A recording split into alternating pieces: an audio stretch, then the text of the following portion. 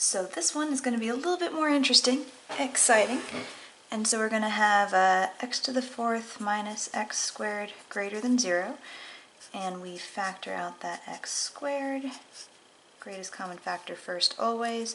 Keep factoring that. X squared times x plus 1 times x minus 1 greater than 0. So that tells us that an x equaling 0 will certainly make that factor 0, a negative 1, and a 1. And we don't want it to actually equal 0. Those are just kind of boundaries. We'll put open dots on those. And now, an even multiplicity. Finally, we got one. So this means, an even multiplicities means that this term is always going to be positive. It doesn't matter whether I'm going to put in numbers slightly to the right of 0 or slightly to the left of 0.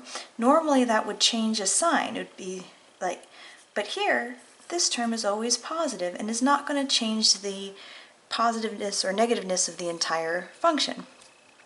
So I'm going to put a little star by that so that when I come to it, I remember that I'm not going to change signs there.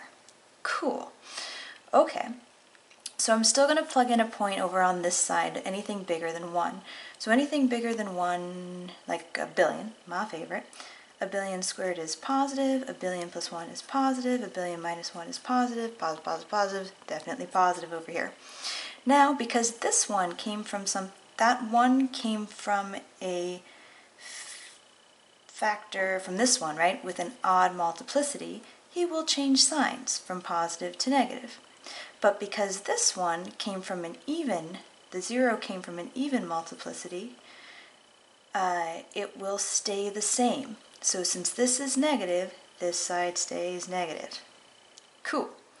Since this negative 1 came from this one and it had an odd multiplicity, it will go ahead and change signs over on this side. So since this is negative, this will be positive. And now I know the positive negativeness of this. So, and I can answer my question. I want things that are greater than 0, so I want the positive stuff. So I want anything over here or anything over here.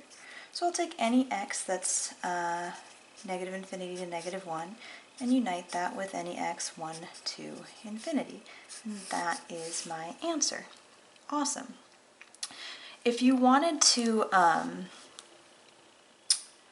play with this and kind of relate it to the graph, y equals x to the fourth minus x squared, because it's an even power, we know it's doing one of these things. It's positive going up and up.